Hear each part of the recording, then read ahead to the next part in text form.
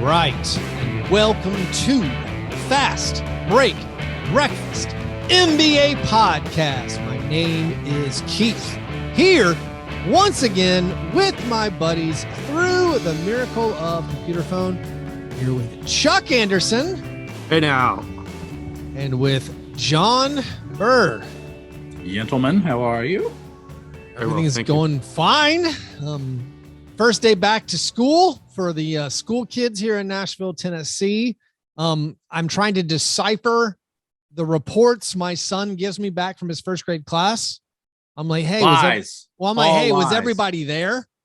And he's like, no, these 4 people, the teacher said they're not coming back for weeks, but they're not sick.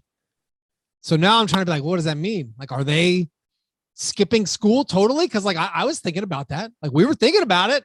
So now I'm trying to find out, do I need to contact these other parents and be like, hey, are y'all just laying out of school for a while? Truants. Might as well. We looked it up. Last year, Davidson County prosecuted 0 people for truancy. Hey now. I don't know if that's an actual stat. Please don't depend on that stat that I just said. I think we need to find out if they've ever prosecuted people. Right. Yeah. When's the last time they've ever prosecuted people for truancy in our county? I don't know. But these are things I've looked into now as a parent.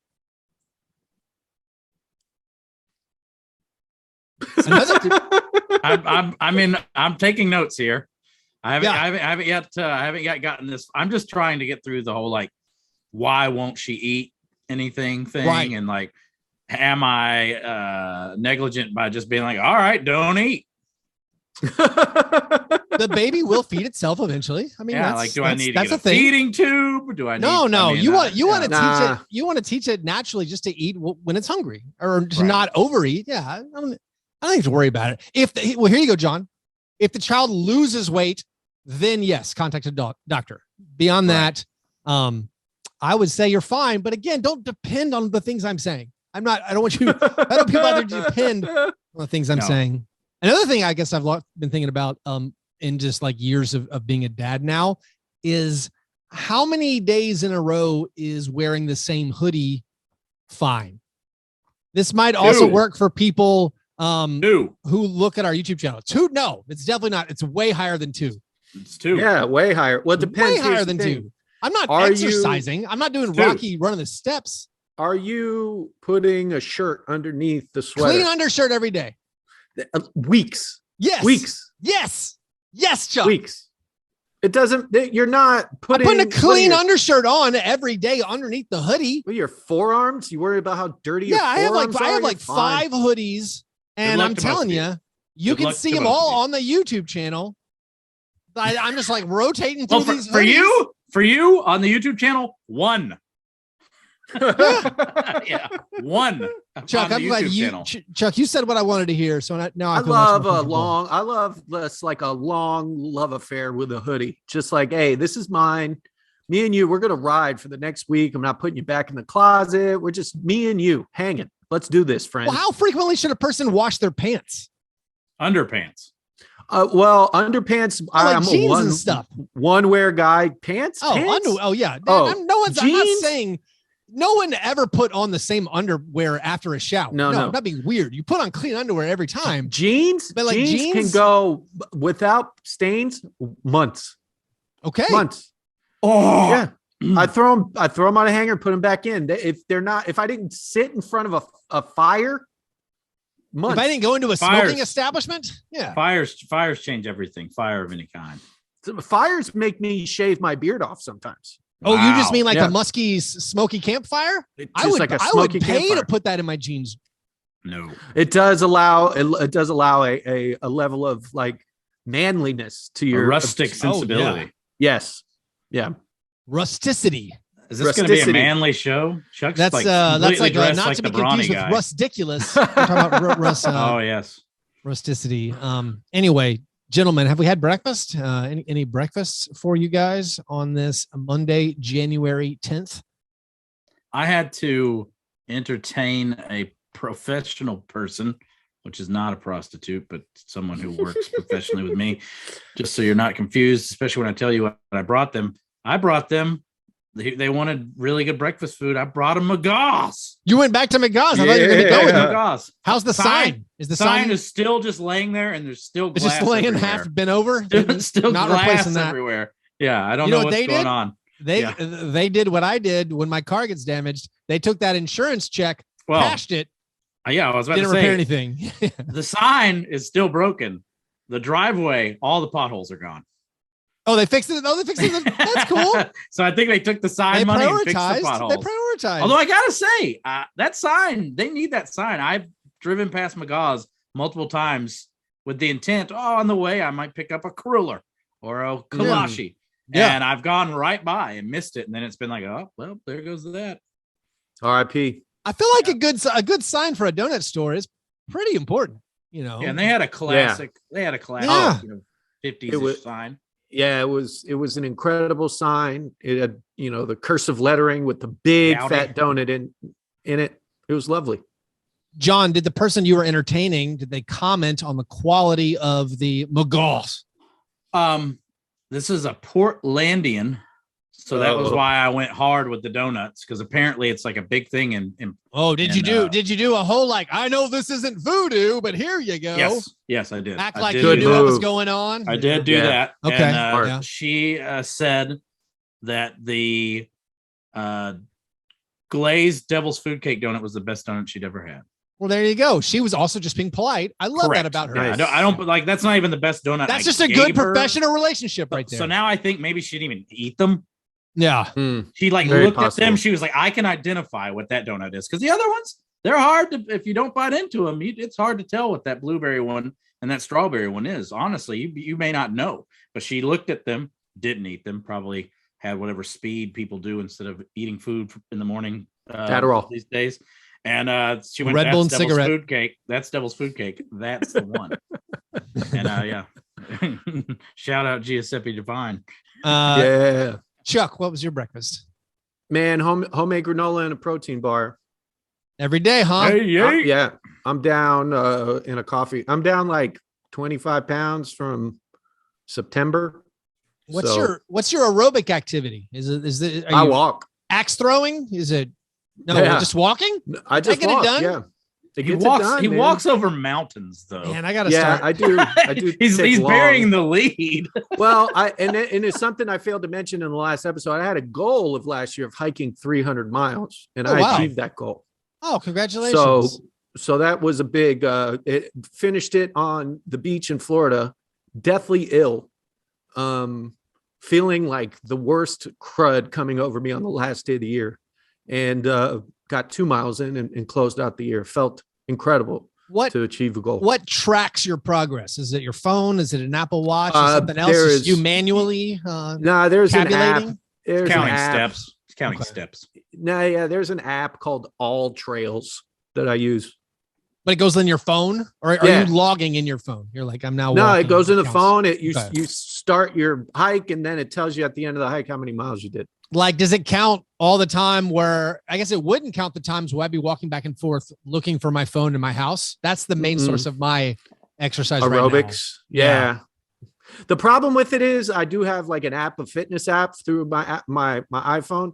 And because I walk so many miles to close out my 300 mile thing, it gives you a challenge every month.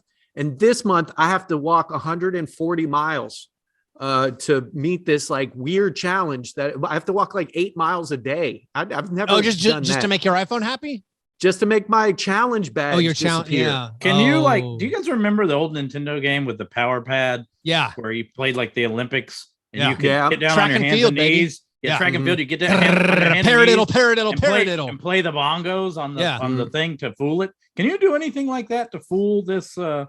What happens if you just throw your phone back and forth with your son? No, that's a smart move. Or put it on my dog while I go for a walk. And put it on your let him. Yeah. Just let him bounce around the dog. Like I assume there's some kind of accelerometer that understands when you're in a car, you're not walking. Is there a speed slow enough you can go in your car that the phone, do you have to wave your arm the whole time or something? Like, is there some way that it understands you're walking? I did, like towards the end, I was like, man, I had a lot of miles to do in December to finish this goal of mine. So I was like, maybe I get one of those bird scooters and like just go super slow and just like knock them all out in one day. You could here's what I would do. Get like some kind of 4-wheel, like a wheelbarrow maybe, and just get your son to push you around. He's big enough. Or just put it on. I'd just give it to your son. There you go. Yeah, that feels like the actual way to do it. My breakfast, I had cut up strawberries and raspberries and a little bit of vanilla yogurt. Had some Greek vanilla bean yogurt. I've never been huge into yogurt. I always liked it just fine. Now I'm finding whatever supply chain issues. I guess vanilla yogurt's hard to find. So I basically try a different brand of kind of expensive yogurt basically every week now based on whatever's in stock at the local Kroger. So that was my thrilling morning breakfast on this Monday. Anyway, those are our breakfasts. After our breakfasts, we move to our breakfast in bed. Apologies. This is our chance to make right what we got wrong on a previous episode. It's frequently the first time we talk about the NBA. Does anyone have anything that they need to apologize for? Last week, I wasn't sure if it was, you'll have to let me know. Was there a reason we didn't do the Tyler Hero, There Goes My Hero watch? No, there wasn't. No, I just forgot. Okay. I want to say, well, Keith did mention in the show that I believe it was a show. It might have been on our Zoom hangout where how many points per game Hero was at. And he's at 20. I think that was during the Zoom meeting because it was conspicuously absent. I apologize to the listeners for not speaking up, but I'm doing it now. Let's make it right, boys. At this point, I hate to bring it up because it feels like I'm high stepping, like I'm Gronk spiking this obviously prescient, beautifully thought out, technically correct prediction that I made against Keith, who failed to see this beautiful jump in productivity and usage from an obviously talented player who had an incredible rookie year playoff run. He just didn't see it like I did, and that's okay. But I don't want to seem like I'm rubbing it in. So I got some things wrong. I didn't understand the opportunity and the green light that would be given to this guy. Do you guys have any idea how many field goal attempts he was allowed to take last week? In 4 games. Million. In 4 games, how many field goal attempts do you think Tyler Hero took? 100. Green light. John, you want to guess? Chuck's going with 100. 4 games. 4 games. I know he had 70 points in 2 of those games combined. So I'm going to go with 120. No, not quite. Oh, okay. You guys are both over, but it is 89. Okay. Yeah. 89. In 5 games, 89? In 4 games. 4 games. Okay, gotcha. Son's in 4. Yeah, what's incredible is he's not allowed to start. Like they're starting Caleb Martin and Max Strus over sure. Like they know that we just can't. If he starts, he's probably thinking he's got the juice. Yeah, he doesn't have the juice. He just has the green light against weaker second units. But then he does close games, so it is very confusing. And he definitely also closes games whenever the game's out of hand. He's still in there. Yes, he's still in the game. Chucking away. They're like, go get your points, buddy.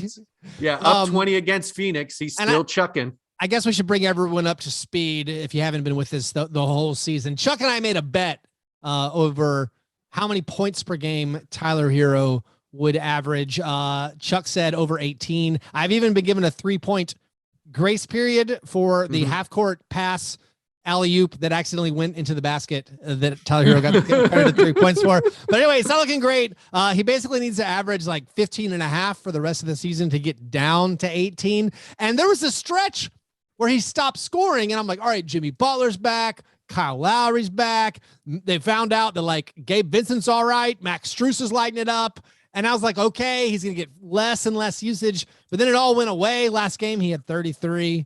But he did still. Those games where he missed a lot of shots, we're going to hear from him a little later in the show. International Stackhouse of Pancakes Score. By the way, I think we've also decided finally what the bet is over. Like, what is the payoff it's going to be? I believe inspired by college football bowl game, the loser of this bet gets a mayonnaise bath. Yeah, or just dunking mayonnaise on this is very good. Yeah, I want this to happen. No one's going to get hurt. No, I mean this is really no permanent. Like I wanted Keith to get a tattoo. I still might get that Stackhouse tattoo, but because for real, how long did the chip did the flaming hot chip mess you guys up? A whole 6 hours. Yeah, solid hours, 4 hours. Yeah. Okay, so in my typical fashion, perhaps placebo effects, perhaps just overactive imagination, the gummy bear wrecked me for 3 to 4 days. like absolutely like I didn't sell it. I sold it. I wasn't going to tell you guys, but it was like completely insane. I learned that I have taste buds on the end of my whatever. I experienced it so many different times. And then what's part of it? Like, I don't know what keratin or nightmare garbage that stuff is made out of, but the gummy bear coats your innards for a while. And you're just like, and it's one I think that was just there was a time release capsule gummy bear. Yeah, it was just sending all the stuff out. Yeah. Incredible. Like I felt profound guilt, which over you guys eating the chip. Because I was like, man, this like messed up their day, week. You should, this just occurred to me. I needed a mayonnaise bath. You should be pushing that. You should be pushing that spicy gummy as a vaccine alternative. I think that might be a way to maybe make a little cash on the Purifying side. Cleanse. My apology. I got a couple apologies. One is heat related. On the episode on Thursday, I was coming to the defense of a newer referee who ejected Kyle Lowry from a basketball game. Kyle Lowry threw a brisk pass in his direction, picked up a second technical. Insane.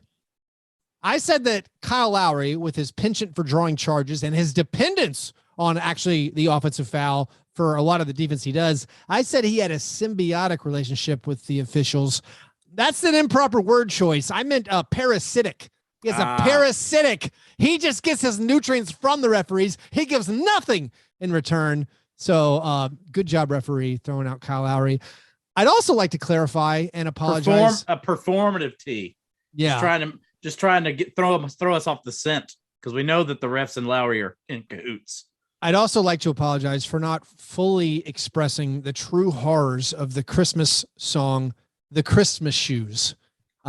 Which I might have mentioned drove me away from church.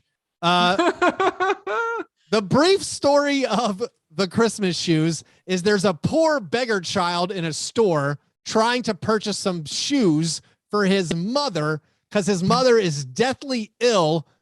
And the store owner's like, you don't have enough money for those Christmas shoes. And he's like, please, sir. My daddy says my mommy's dying and I want her to look beautiful when she meets Jesus. And then a stranger says, I saw that poor boy there and God had sent him to teach me about the meaning of Christmas. So I bought him those shoes so he could give them to his dying mother so she could be beautiful when she sees Jesus. It is the worst piece of art ever created. And I feel like I undersold it. I couldn't remember the specifics of the lyrics and whatnot. So I apologize for not giving that full description. Anyway, Chuck, you have anything you need to apologize for? Yeah, we've not really highlighted Pascal Siakam this year. Woo. And he's been kind of lighting it up. He looks kind of close to his all-star form. And, he knocked some kind of rust off at the beginning of the year and he wasn't too great, but he has been playing incredible. 29 points against the Pelicans. I know Fred VanVleet had that logo shot to close out and all that stuff, but Pascal looked good. He had 33 points the other night. So I don't know. Pascal's had some interesting kind of behavior, and we don't know exactly what he's going to turn into. But this year, Pascal Siakam has been a true baller. So sorry for leaving you out of our conversations, and let it be known we stand Pascal. Well, the Raptors have won 6 in a row overall. I believe they've won 8 straight when OG Anunoby plays. They're doing that all multi-switching wings thing with Barnes and OG and Pascal and Boucher, like all on the court at the same time. It feels like Siakam's really blowing up, kind of playing as just a straight 5. I mean, I guess they're all switching or whatever, but having no big besides Pascal, the other guys on the court seems to really be working for him. The Raptors just kind of put 5 monsters out there at a time playing no position at all. It's pretty fun. Yeah, the Raptors and you can hear every single like syllable set on the court because there's no player, there's no fans, no fans because Toronto. they're actually taking the pandemic serious in Canada. It's cool though, because this is a Raptors team in the preseason where Vegas didn't know what to do with their win total, and we were talked about how like on paper this team could be good, and that's not even counting Scotty Barnes, like not even knowing what Scotty Barnes would be when he got in the league, and now we're saying they're like, yep, they in fact are good. They might still trade Goran Dragic or buy out Goran Dragic. Doesn't really matter. Fred VanVleet's been awesome, and now Pascal Siakam's been awesome. So yeah, that's a good apology there, Chuck. Raptors definitely looking very nice right now as the 7 seed in the Eastern Conference. Anyway, the all Giants lineup they throw out there it's when it's like Precious Oshawa at the 2 or whatever. Boucher's out there. It's like it is Kim insane Birch. to watch. It's like there are certain like. It's the Monstars when that happens. It's truly awe-inspiring to see. Just like what's happening here. Everyone looks like that one wide receiver who plays for the Seahawks who chased down that gazelle. DK Metcalf. Yes, everybody looks like Metcalf. DK Metcalf running around, and it's amazing to see. That guy's awesome. Anyway, those were our breakfast in bed apologies. Before we get to our steak and eggs best thing, I want to tell you guys, if you're in the Memphis Grizzlies driving area, why don't you go see the NBA's hottest team and go see the game in style with an exclusive suite night at the FedEx Forum? You can get an 8-person suite, and they start at just $115 per ticket, and that includes parking. Enjoy a private single-game suite with friends, family, a work colleague. You can bring them some McGaw's donuts all the way from Nashville. A limited number of these suite nights are available, so visit grizzlies.com/suites before they are gone. All right, steak and eggs, best thing. What's the best thing you saw in the last week? John, what's your steak and eggs? Well, let's stay in Toronto. I know everyone, we're happy to see Clay back, but Fred VanVleet had a game to rival Clay's game that sat on Keith's DVR for almost a decade, it seems like. That's right. Yeah. And furthermore, and this is why I got stuck on Tyler Herro for 5 games.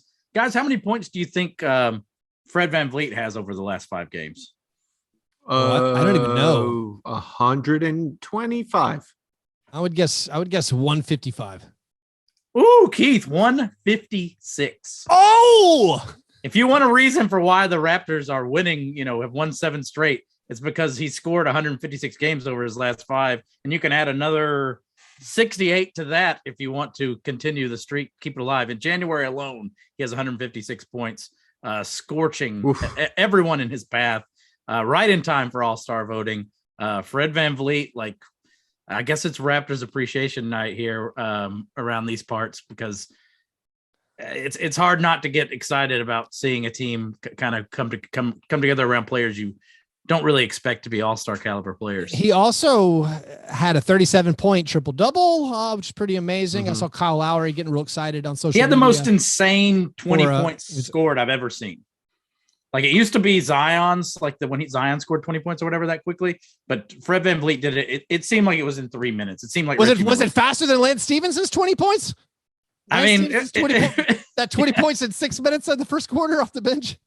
We'll get to Lance Stephenson's stats when we talk about the Utah Jazz later. But right now, Fred, like I said, you can make a case for him being an all-star. I think, man. So I was trying to figure this out. We know the first round of all-star returns as far as the fan vote. It seemed clear that DeMar DeRozan is going to be an all-star starter as a guard in the East. He has a massive lead, and then second in the fan voting is James Harden, slightly ahead of Trae Young. I can go ahead and say that, all right, Harden and DeMar are in, and Trae Young's probably in. That leaves at the most 3 more spots for guards, because the way the NBA sets it up, if you don't remember, basically a maximum of 6 guards can make it in per conference. So if 3 of those spots are going to DeRozan, James Harden, and Trae Young, it's pretty tough. Like, who else would get in? I would argue Levine is definitely going to make it. Yeah. So that's 4. And now we have 2 more spots for Fred VanVleet, Darius Garland, I mean, it's really hard. LaMelo Ball, Jaylen Brown, Drew Holiday, Brad Beal.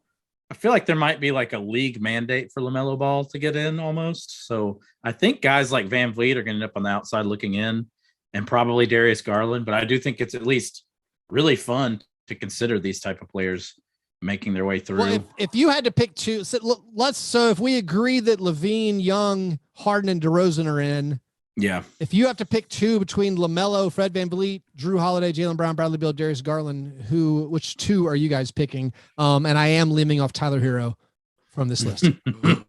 Also, Terry Rozier. If we're just doing stats. I like Freddie. Yeah, I mean that the numbers he has are incredible. His on off, he's plus 15 when he's on the court. And like 47, 44, 96 shooting splits. His shooting splits are what get me, because he's been like, it used to be like, hey, that guy's scrappy and he gets a ton of blocks and steals for a guard. And he mainly on offense, it's just high volume, putting up a lot of shots. But this year, like the 40% from three is unbelievable. And yeah, he's been amazing. I'm guessing. Yeah, that's who I'm going for sure. What about you, John? I think I would do Van Vliet as well. I think his ability to take over games separates him from the rest of the pack this year. And I think that type of, like, he is carrying the offensive. I know Chuck brought up Pascal Siakam, but that 33 points has been a rarity for Siakam this year. Whereas so Van Vliet's really had to shoulder the load offensively. So I feel like, Siakam's averaging 24. 20. It's not like he's a scrub or anything. No, but I desperately want to vote Garland here for the Cavs points on our podcast. But for me, I think it would probably be Van Vliet. And then, I mean, we talked about this on the show so much. I want to see LaMelo Ball in the All-Star game, so that's who I would. I think it's a hard choice for me between LaMelo and Garland. I feel like Garland, I think he's the better player, but maybe not. I could be wrong there. And also, he's probably not going to throw behind his back. LaMelo has like the all-star tailored game where an all-star game needs a LaMelo Ball. Like, he needs to be out there doing stuff. And so it's a tough decision. I do feel like Fred VanVleet seems like the likely snub. It feels more likely to me that Garland gets in with the superior record. Although the Cavs are losing games because they don't have Rubio, they don't have Sexton, they're now shorthanded. If the Raptors, because the Raptors right now are just right behind him in the standings, so I guess maybe that would be an argument for Van Vliet. But the Cavs got a weird road trip. They might come back from it, in a slump. If that's the case, and the Raptors are trending up. It's always that last couple weeks before the All-Star vote goes in that kind of like we put people in with that kind of recency bias. We don't take the whole, usually, especially for reserves. We kind of take it. What have you done for me lately? Kind of look at that. I really hate the standings All-Star argument now because the standings are so clumped. And these teams are all within 4 or 5 games. So I really despise that argument. But when it's the Cavs and we thought they were going to be so bad and they're so good, it feels different than just being like, well, they're in 6th place and they're in 7th place. Like, I mean, to talk out of both sides of my mouth, I feel like the Garland argument's a little bit different, especially since it looks like he's going to be the only Cav left standing to take this representative spot. Almost. I mean, you would think, because the game's in Cleveland, and you would think, I feel like, they're going to. Oh, it's done. Maybe put Jared Allen. Although Trae Young didn't make it last year, and it was in Atlanta. Yeah. So I mean, it was weird. It's also funny because I feel like it was just 2 years ago where we were like, the Eastern Conference All-Star team is sad. It's embarrassing. And now it's amazing. And now it's like Drew Holiday, Jaylen Brown, Bradley Beal are legitimate All-Star level players. Those are not. Those are like massive snubs as far as the quality of how good they are. It's weird to not have them in the All-Star conversation. Yeah, there's guys like Kyle Lowry we're not even mentioning. Yeah, not even mentioning Kyle Lowry. But, it's maybe hey Kyle, maybe take some Tyler Hero shots. Maybe don't give him so many shots. He's doing exactly what he needs to do to win games. That's all that matters to me. All right, well, I'll do my best thing. My best thing, and it's kind of a big story. I mean, everyone was following along the NBA on Sunday.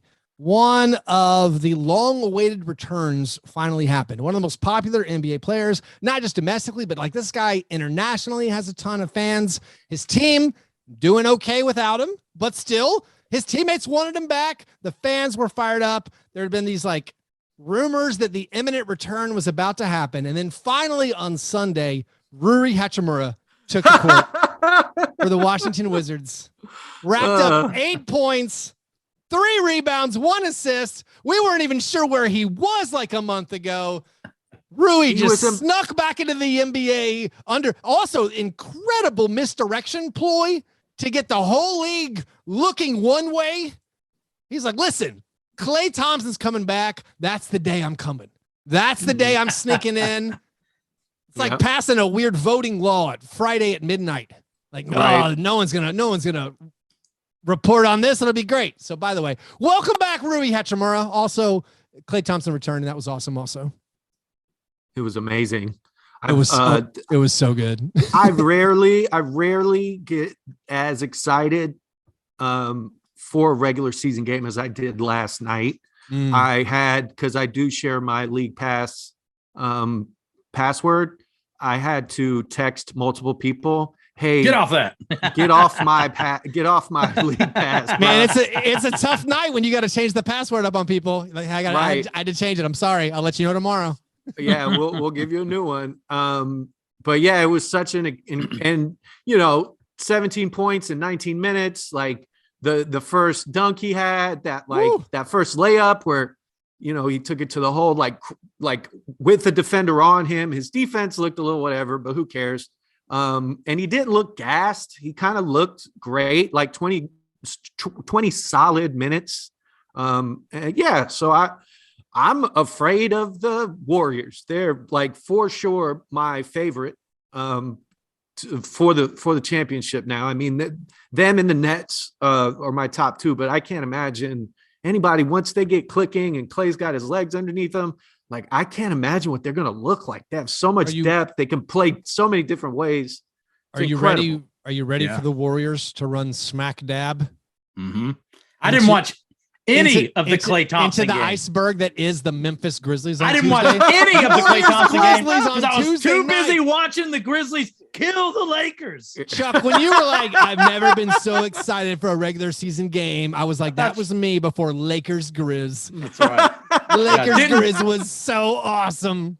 Total focus, laser-like focus. One game on the screen. I missed the third. Like Klay really got clicking. Was it the third quarter, the fourth quarter, where he made like a couple threes and like that looked like Klay things? Where like he pulled up quick, he was doing stuff on a semi-transition, hitting threes, and I missed that stuff live because I was glued to our Memphis Grizzlies. Yeah, and I ended up watching the last 8 minutes of the Grizzlies Lakers game. It wasn't the best. I didn't watch any scoring. It was just free throws. Listen, they were up by 25. We emptied the bench with 5 minutes left. Yeah, they were up by 25 in the fourth quarter of the game against the Lakers and the Clippers. Back-to-back days in Los Angeles, they were winning by 25 points in the fourth quarter. Both times they took the foot totally off the gas and put it in reverse. Let's just coast this in. Let's try to coast this one into the drive. You ever do that when you're learning to drive? Like, how far can I go on my street without even touching the gas pedal? Can I have enough momentum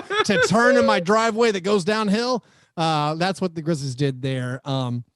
Anyway, John, what was your steak and eggs? Did you steak? I'm Fred VanVleet. So Chuck, did you steak and eggs? No, I'm going to talk about. Let me set you up again. So, Chuck, what's your steak and eggs? So my steak and eggs this week, I'm going to Twitter.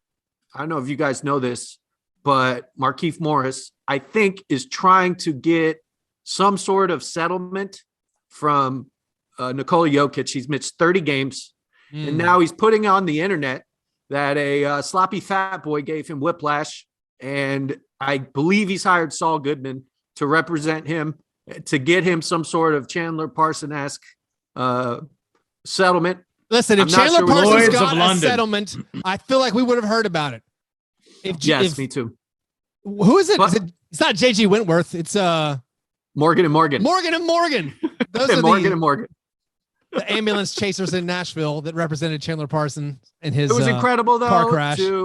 to call Nikola Jokic the MVP who's thinner than I've ever seen him, who looks, is about as good a shape as somebody with that sort of body composition could be, a sloppy fat boy. It was beautiful. It is an amazing thing to behold, even though, he's probably the best big man I've seen in the past 10 years. He's so Jokic is better maybe this year than he was last year. And he has no teammates. Like they just signed Denzel. No. Wasn't just they just traded for Rodney McGruder. Yeah. Ball. The Jazz got Denzel Valentine. The Nuggets traded for Rodney McGruder, and like they need him to play. They're like, that's a body they're gonna have to use. Like Will Barton is just went into health and safety protocols. It's just Jokic being the best player in the NBA, and he has no one. Jamal Murray's dunking on Instagram, though. He is dunking on Instagram. I hope he comes. Is that a euphemism? Soon. No. Not He's this been time. hacked. He got hacked this time. Anyway, those were our steak and eggs best thing. The opposite of our steak and eggs is our cream of wheat worst thing. Chuck, what's your worst thing? I'm going to keep it on, unhinged European big men. We'll talk about Tyler Hero again. What? Nurkic, what do you think you're doing? Trying to slap the prettiest face in the NBA. It's incredible. Actually, he did slap him. He connected. It was an incredible moment. And then Tyler Hero. Hang on, check. Do the LeBron thing. We're gonna get to this in the. It's fine. Yeah. Sorry, I'm looking. That's fine. Sorry. Chuck, what's your worst thing? Man, my worst thing. I did check the Lakers Memphis game. Yes. And I found out that there was one LeBron James who had an amazing stat line. He did. Been amazing. He's an amazing player. What he isn't is in control of his emotions. Ugh. And it seems as if he's just letting this young, beautifully with a beautiful aesthetic basketball sense and a high-flying Superman in Ja Morant just get into his head and live rent-free. He was talking crap to everybody. Desmond Bain, who I believe is just a sweet spirit, was giving him Desmond was giving him the business. Here's the deal, Chuck. LeBron was getting his ass handed to him, and the Grizzlies, being the young bucks that they are, were talking jive and playing basketball, doing what you do on the court. And LeBron couldn't handle it. Like he spent every time out getting in Grizz players' faces, begging for them to stop talking trash, begging them essentially. I mean, there were only 2 words for LeBron last night that should have been said to him, and it was "Okay, Boomer," because he just behaved like an ancient old man who was out of touch with his own game. It was pathetic. I could not believe my eyes, John. Yeah, I couldn't believe my eyes. And if you looked at the Grizzlies players when he was going up and telling them to stop talking jive, it wasn't contrition, it wasn't respect, it was dismay and confusion that their idol was such a crying, pathetic baby. It was bad. I can't imagine. Again, LeBron James was awesome in the way he played and has been awesome. He was playing as good as he could. He was playing better than basically anyone in the NBA can play, and yet the Grizzlies were housing them. They were destroying them. They were running them up and down the court. And LeBron, while getting whipped by a team far superior to him, was so concerned about their decorum. Yeah. I can't imagine Michael Jordan getting beat down and being like, "Hey, you guys are having too much fun. You need to act a little differently when you're running on a fast break." Like, they were giggling. Zaire Williams, who was a high school teammate of LeBron James's son, was giggling with Ja Morant's basketball play, and they were laughing and high-fiving, and LeBron was so upset by how much fun the Grizzlies were having. I have entertained the argument that I think LeBron James is the best player of all time. If you talk about just the entire career, what he's done, no, he wasn't the killer finisher, individual, maybe late game performer that Michael Jordan was, but I've entertained the idea. But this being mad about the way the kids were reacting to highlight plays, and it shook me. It shook me. And the other thing, like, this is a guy that I saw against the Kings. Yes. Displaying an exuberance, screaming at the top of his lungs, I'm an MFing problem. Yes. To Tristan Thompson. Bro, you just did it to the Kings. That's everybody's free game. Earlier in this game, after LeBron hit one of his 3-3-pointers in a row, he turned flexed in the faces of the Grizzlies players and walked like a crab, flexing and screaming in each of their faces like a Three Stooges routine, only for when they got down 25 to get completely afraid of and bitched out by Desmond Bain. It was rough, man. John Morant shook his head like a disdainful church deacon in LeBron's face.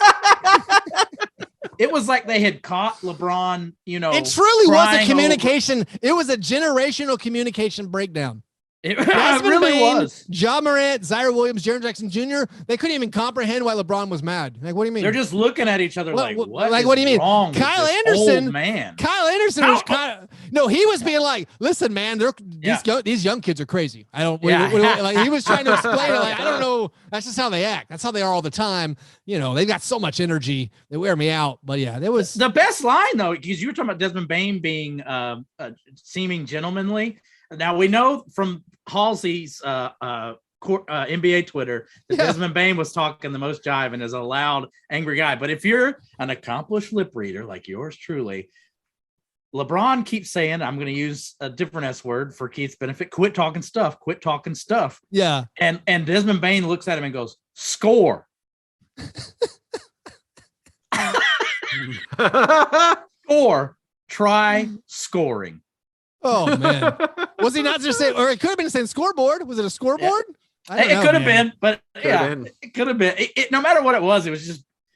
But it really and that stuff about LeBron. LeBron to me, if you don't vote for Steph Curry, LeBron deserves huge MVP consideration. I know he had a rough start, but has been, I think, unbelievably potent for about a month now. And we were talking about best player of all time. If LeBron is going to play like this in his late 30s, he's going to wrap up best player of all time because it's just completely out of control what he's doing right now. But he's unwatchable to me. And I have friends who are Lakers fans who agree and are getting into the Rams because it's not fun being a fan of this guy and this team. It's not fun, man. I mean, I think the Lakers are going to be fine.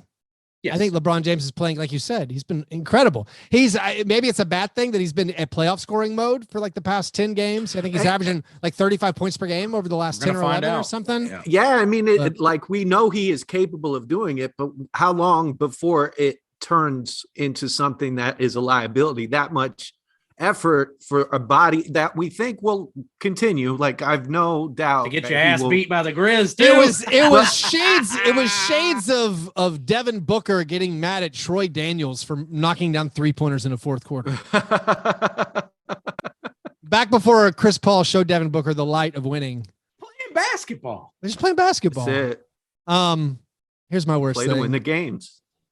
My worst thing is Suns related. Speaking of the shade I just threw at Devin Booker, the magical run that the Suns had been on, it came to a crashing halt against Chuck's Heat team. By the way, the Heat and the Grizzlies, I believe, have the best record against the top 8 teams in the NBA. Yeah. Congratulations to us. And the Heat smashed the Suns, and I'm blaming one Jay Crowder. Jay Crowder returned.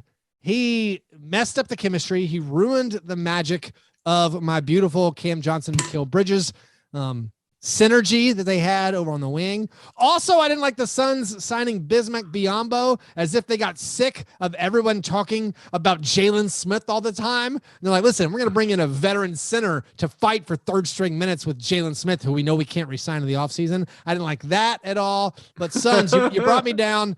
I felt like Cam Johnson had been on an incredible run. Giving the spot back to Jay Crowder, I don't know. Is Jay Crowder a guy you have to give his spot back to him when he gets healthy? As we know, as Grizz and Heat fans know, the answer is no. But take some solace, Keith.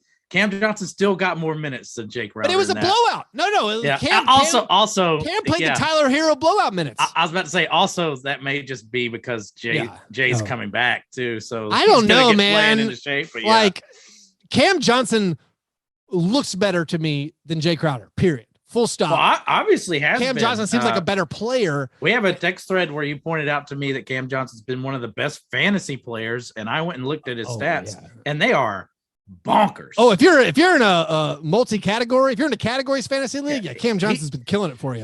He has been touching them all, as they say. I think he has in the past the second best 3-point percentage in the whole league. Cam Johnson was a big, like the Suns did have like a big run, like a 16-2 run or something against the Heat. And Cam Johnson was a big part of that. He's the one. So, but yeah, he's incredible. But what was great about that Heat game was another double-digit rebounding game by Omer Yurtseven. It's Yurt season. It's a big Turk Nowitzki. Yeah, man, it's incredible to watch the Heat keep doing this. Like, where do they get these guys? Like, I heard that in the Portland broadcast this week. Where do they get these guys? And you get it in a teams like the Heat and the Grizzlies have culture. It's going to get their own guys like Duncan Robinson gone at this point. Although Duncan's been hot, man. Duncan's made like he hit 8 threes against the Suns. He's the reason why we kept that lead against the Suns. Yeah. When you got guys like Max Strus coming in and do it for no money at all, I mean, for pennies, you gotta wonder what's gonna happen. Yeah, you gotta trade Duncan Robinson and who's your other salary flotsam?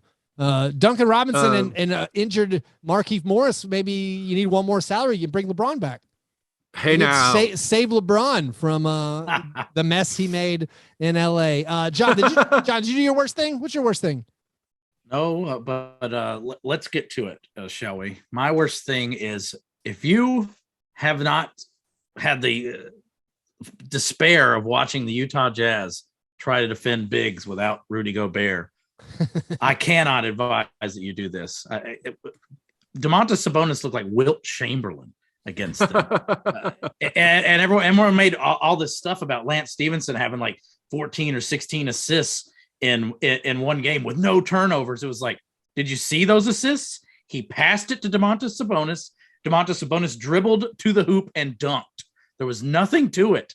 I mean, the Jazz are just not the same team. Even we talked about how important Jokic is for the Nugs. It is doubly so for the Jazz. Their whole identity is completely gone without him, and they go from the best defensive team to not even a good defensive team as soon as he's gone. So the Jazz in the Donovan Mitchell era are 14-21 when Gobert doesn't play.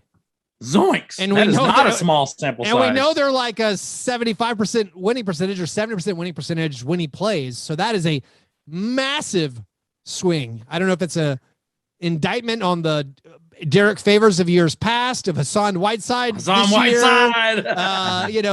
been the backup big that hasn't been working out for him, but he is everything. And that, like we saw in the playoffs in the first round against the Grizzlies, where the Grizzlies, their wings scored like crazy because none of the wings could stop anybody. Apologies to Mike Conley. No one else could stop any dribble penetration. And now we're seeing it still. Like, that's how they lose. That's how they end up losing to the Clippers last year, where their defense kind of falls apart. And Gobert gets so much of the blame, but it's like Gobert is the one thing they have going for him, basically, on the defensive end. Because like what you said, when he's out, Sabonis goes for 41 or whatever he went for.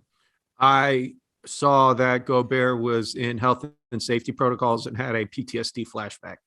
It just was like, I think the whole world did, Chuck. It was just like, that's what started everything. I felt this like full body like experience of panic that I felt the day that the NBA shut down in March of 2020. It was it's kind of a testament to his ability and what he's become that he's not known for that more. Yeah.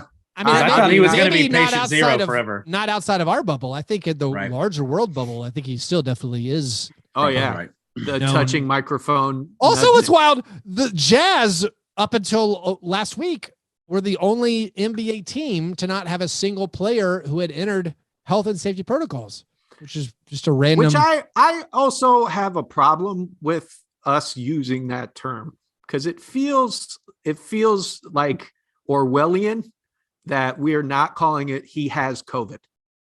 Right. Well, there are some. I think it's because some circumstances. Yeah. Like if there are some circumstances where you aren't a person tested positive for COVID. Also, the internet tells me HIPAA. Okay. No, yeah, I'm with you, Chuck. Most of the time, in health and safety protocols means tested positive for COVID. Right. Like, shouldn't we be saying that out loud? And I understand we can't. Like, there is whatever laws and whatever. I mean, Dylan Brooks was in health and safety protocols twice in December. I don't think he had COVID both times, but maybe I'm wrong. Can you get COVID 3 weeks apart? Like, I don't think that's possible, but maybe it is. I don't really have any. He fouls enough guys that there's so much transactional stuff going. Yeah. I think transactional stuff is good too. It's definitely Dylan. Yeah. Anyway, those were our worst things. Before we get to the awards segment of the program, I believe we have a couple of listener submitted questions. The croissant questioner. Chuck, you mentioned it earlier, but it's time to dig in because we have many questions, but I'll just pick 2 concerning a certain incident. Counterproduct asks, was Tyler Hero's cowardly run and push in the back of Nurkic after a legal screen more or less gutless than the Jokic run and push in the back of Morris after a cheap and dirty foul? It's a loaded question. That sort of question should be do not lead from the witness from the record, Your Honor. Here's my thing. No. Short answer. Long answer. When you're dealing in size differences, so you're saying less gutless. You're saying less. This was less. It is gutless. not. I think he was standing up for himself as opposed to what Jokic did in his ridiculous blindsiding of a man who had no understanding that he was coming after. You say him. Blindside, I say sunning. It's fine. You can't sun somebody if they don't look you in the white of the eyes. I think that's what you might be arguing right now.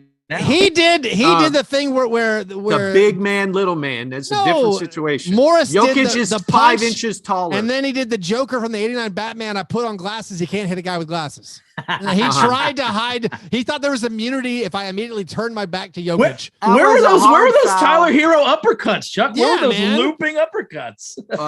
We need to see some little Mike Tyson's punch out. Where was that MMA training? Nurkic was lucky that he didn't have those ridiculous Instagram uppercuts thrown his way. The uppercuts that would have gotten him knocked out. That was a absolute professional response by Nurkic, going to the straight open hand. I mean, the most disrespect. Like you don't punch, you just open hand and like we call that arm and then lean smush. Yeah, he knew exactly what he could do without getting suspended. Yeah. The most disrespectful kind of assault or battery that you can achieve. If where I come from, you either have to behead that person or commit seppuku with a samurai blade. There's no coming back from that, and it felt miserable to watch that happen to my beloved little bucket.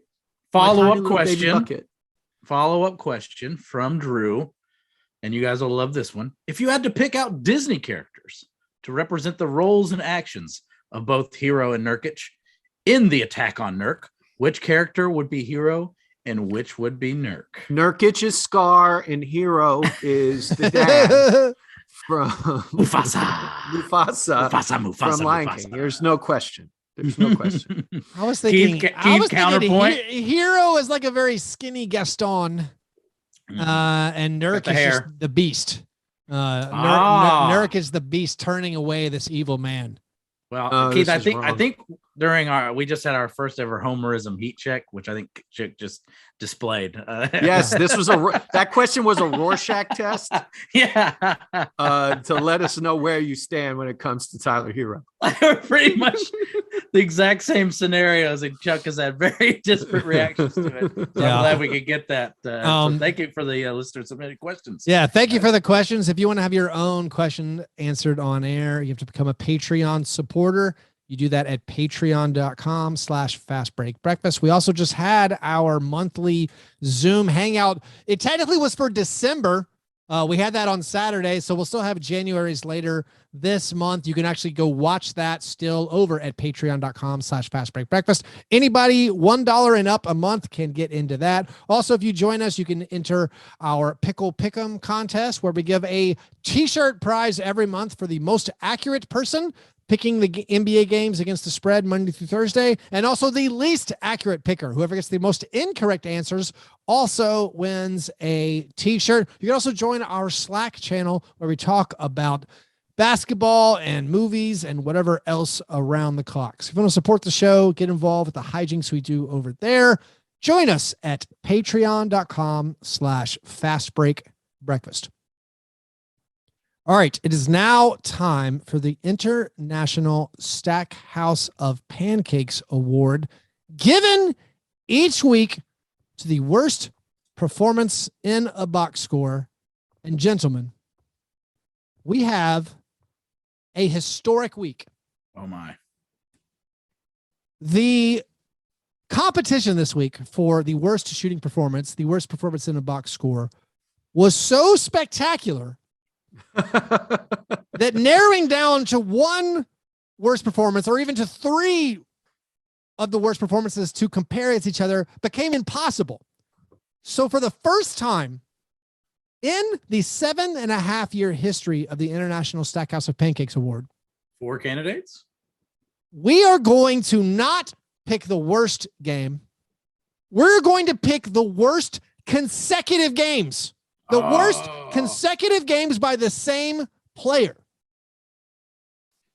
In the last week, in the last 7 days, there were 5 instances of players having consecutive games where they attempted 35 or more field goal attempts and made fewer than 28% of those shots. Before this week, in the entire NBA season leading up to this week, there'd only been 5 of these instances. So in the last week, we had multiple games of guys having terrible games on their teams, back-to-back games. Here are the honorable mentions. These are not even the nominees. These are 2 back-to-back games these players have. Honorable mention, Cade Cunningham, 8 for 33. Cole Anthony, 9 for 35. And Devin Booker, 10 for 37.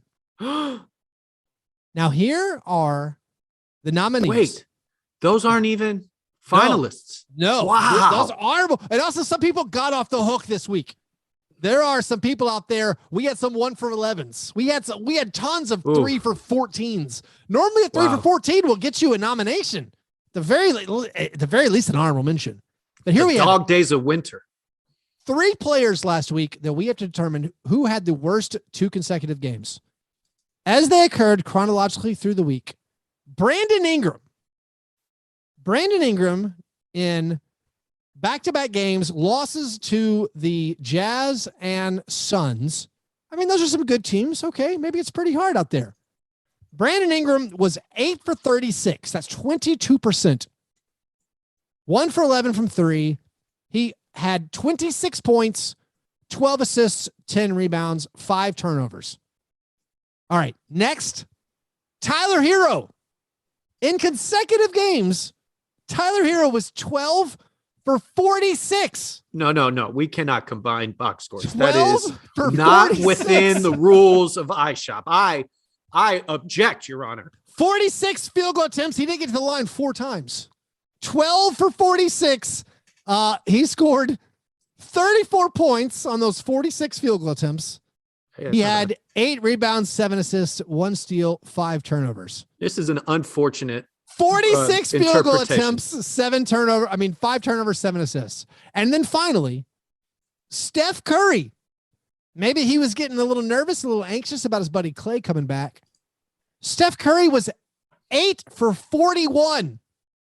That's 19.5%. Cost me dearly. Steph Curry had consecutive games where he went 8 for 41. He only scored 23 points over these two games.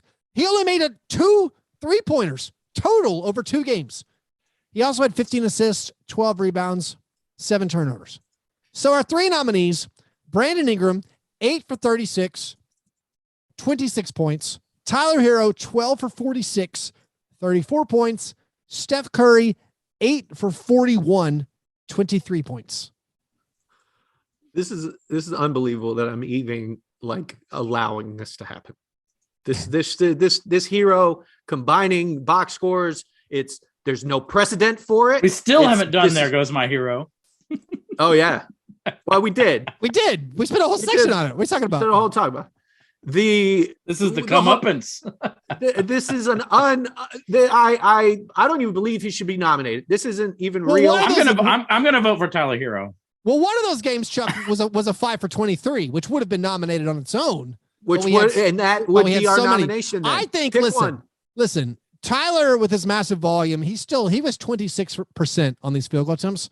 Steph Curry was 19.5%. 26 points on 41 field goal attempts. I got to go Steph Curry. Same. Hero. Dang. All right. Congratulations. We could have done it, Keith. Listen, congratulations, Steph Curry. Vote fixing. Listen, this is unfair. This is just the third time Steph Curry, 41 field goal attempts. He made 8 of them over a 2-game span. Woo! That is just the third time since the ABA-NBA merger where a player has attempted at least 40 field goals in consecutive games and made under 20% of them. The other 2 are Drew Holiday and Carmelo Anthony. So one of these things is not like the other. You would think it's true. See, also, let me explain my vote. You know how we want to see LaMelo in the All-Star game? I want to see Hero in his rightful lair amongst the eye shoppers of all time. The man's a chucker. Y'all are haters. Also, I gotta find this number. The number of players ever in a span of 2 games to attempt 40 field goals and make under 20% of them. I'm just going to read out the names of these old-timey greats because I love saying them. Jumping Joe Folks. Joe Folks had a 9 for 61. 9 for Where 61. was he shooting from? He also multiple times had a 7 for 41. Also on February 22nd and 23rd of 1949, Joe Folks went 12 for 69 over a 2-game span. 12 for 69. The worst ever is a guy named Jerry Fleischman, 14% on 50 field goal attempts. I think he created Superman or something. Yeah. Like, what? A man named John Logan. And then we have the Hall of Famers, Havlicek, Kuzi, on down. And then we get to the Carmelo Anthony's 8 for 45. Fleischman again and 48. Did it. Dominique Wilkins had a 2-game stretch similar to Steph's 8 for 40, as did Paul Pierce, as did Russell Westbrook, but again, not under 20%. So congratulations, Steph Curry, for creating some history over the last week. Anyways, it is now time for America's least favorite game show, the Lethal Lottery, where John, Chuck, and I try to pick the player who will have the worst game in the nationally televised TNT games. We're trying to avoid being stuck with the best player using our negative fantasy scores from our International Stackhouse of Pancakes League. Among the 3 players that we pick, whoever ends up with the best performance / worst negative fantasy score gets a Lethal Lottery point. You don't want those. Last week, John, you chose Serge Ibaka. I'm on a 2-game stretch, not unlike Steph Curry. Yeah, you lost with Serge Ibaka. I had the Stern ball where I have the option of swapping out my player. I chose not to. I was scared of the picks you guys made. Chuck, you hit a home run with Reggie Jackson, who had a terrible game, thus making you the winner of the week. But the point is not winning. The point is to not lose. So John ended up losing with Serge Ibaka, who had a very mediocre game, only a very paltry negative fantasy score. Justice Winslow barely edged out Serge for the not quite as good game. If that's not confusing, I apologize. We tried to make it as mind-bending as actually possible. For this week, John, since you lost, you will pick first. You will draw from the Jack-o'-lantern. We have 3 ping pong balls. 2 of them are the silver ball, named for Adam Silver. 1 is the Stern ball, which if you get it, you can swap out any player that you select with one of your opponents to either try to give them a good player or if you just decide they made a better player than you did. So, John, draw please now from the Jack-o'-lantern. And we're gonna do the Bucks Warriors. Bucks Warriors. Okay. 6:30 Central Time TNT game. All right. John has selected Bucks Warriors for our TNT game this week. He has a Silver silver ball. John, please select a Bucks or Warriors player. By the way, Jordan Nwora off the hook this week with the combined iShop games. He had a 1 for 11 last week. Woo! Congratulations on your reprieve. Say it with me now. Dante DiVincenzo. All right, you're taking Dante DiVincenzo. I finished second, so I will now draw. John will draw for me. I cannot reach through the internet. Stern. Mark Stern. Oh, a Stern ball. We're talking Warriors, Bucks. Ooh, I'm going to do it. I am going to take Giannis.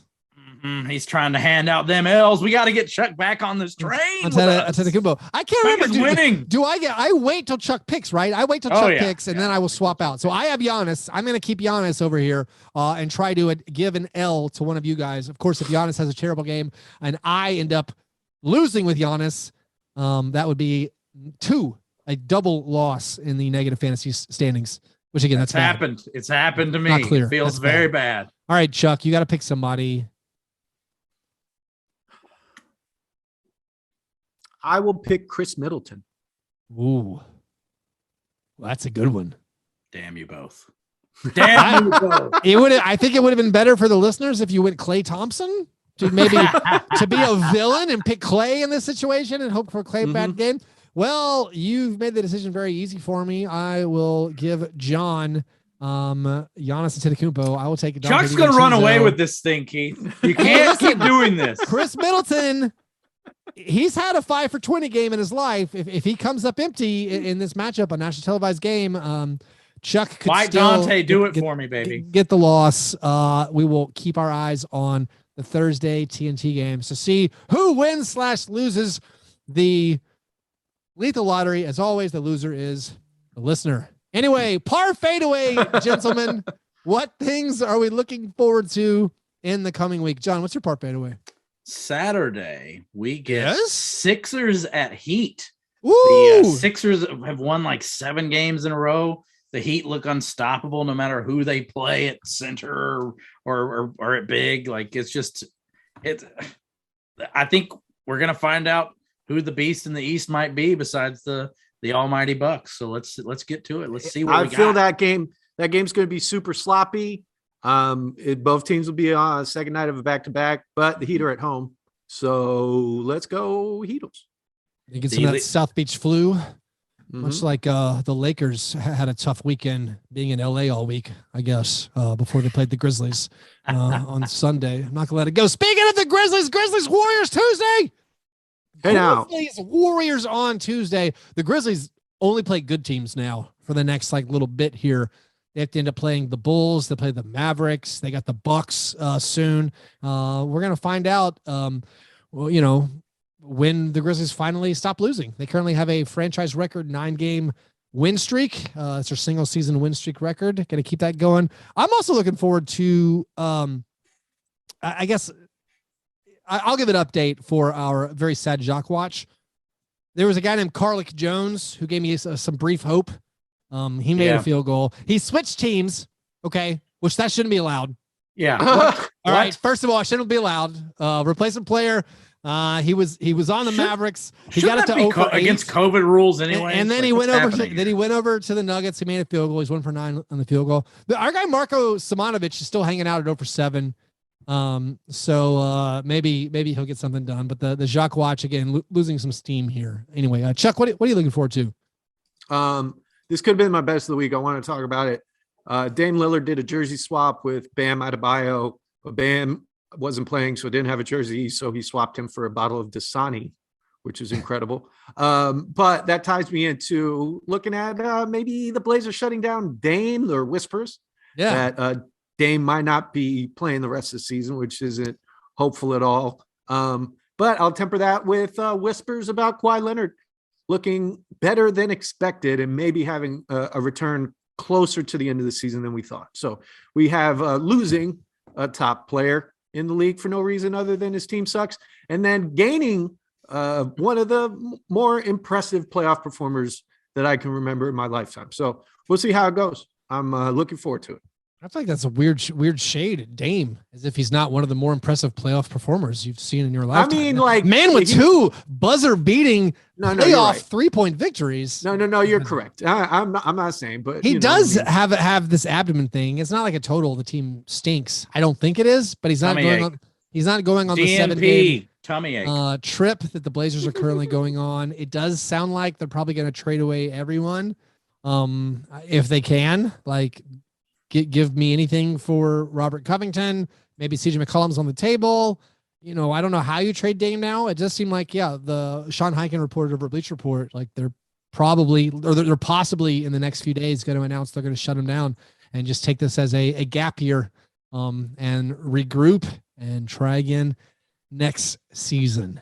So because I try to be courteous and follow guests who appear on the shows that I'm on, I have followed both Sean Highkin, and then there's another guy named Sean, who I think is from Round Ball Rock. Can you remember his last name for me, Keith? I can, because I remember people's names who do stuff with us. Sean Keen. Say Keen. Well, I have conflated them into one entity, just Sean, who's been on our show. And whenever I see Sean Highkin tweets, I think they're supposed to be really funny, like Sean Keen tweets. And then I find myself reading them over and over again, searching for the jokes. And it's made for a really kind of an amazing Twitter experience. I think I'm going to start doing that with Nate Duncan's tweets as well, just looking for like really highbrow humor in there. And I think this is going to work out for me as far as making NBA Twitter fresh for me. It sounds like an excellent plan. If you want to follow us on Twitter, John is Master John Burr. Chuck is the Mighty Chuck. You can follow me at Fast Break Break. If you want to support our show, you can do that at patreon.com/fastbreakbreakfast. Make sure you go to grizzlies.com/all-star today and every day to vote for Ja Morant and Jaren Jackson Jr. to send them to the NBA All-Star game. How can you not? Ja Morant, and Desmond Bane, consecutive Western Conference Player of the Week in consecutive weeks. He didn't even have to play every game last week and still won Player of the Week. Jaren Jackson Jr. starting for Steven Adams. I can't believe we didn't talk about this, John. Jaren Jackson Jr. Because you don't want to hear it. You don't want to hear it. It's terrifying. I lost Hakeem my mind. Olajuwon. Here's another. This could also be a worse thing, John. The pandemic's been tough on everybody. I feel like I've lost my ability to make small talk with old friends. Because maybe I'm worried about other stuff. Like, I don't know what we're talking about. I don't know where everyone's at in their life. Now I've become so radicalized about the Memphis Grizzlies. I don't know how to talk to normal people. I just want to tell them all these great things that Desmond Bane's doing. I understand. My team's the best team in the league over the last 20 games. I love Steven Adams, but stay home, Steve, because God help whoever faces Jaren Jackson Jr. and Brandon Clark at the 4 and 5. God help you. The Grizzlies have won the last 10 games. Dylan Brooks didn't play, John. I love it. What can I say? From my lips. We are getting high on our own supply. Anyways, go check out the Grizzlies 901-888-HOOP. Buy a 6-game holiday pack. They start at just $20 per game. Anyway, support our show, patreon.com/fastbreakbreakfast. Make sure you subscribe to the YouTube channel. You guys are the best. Thanks for listening. And remember, breakfast is the most important thing. Peace out, boys. See you guys. See you guys.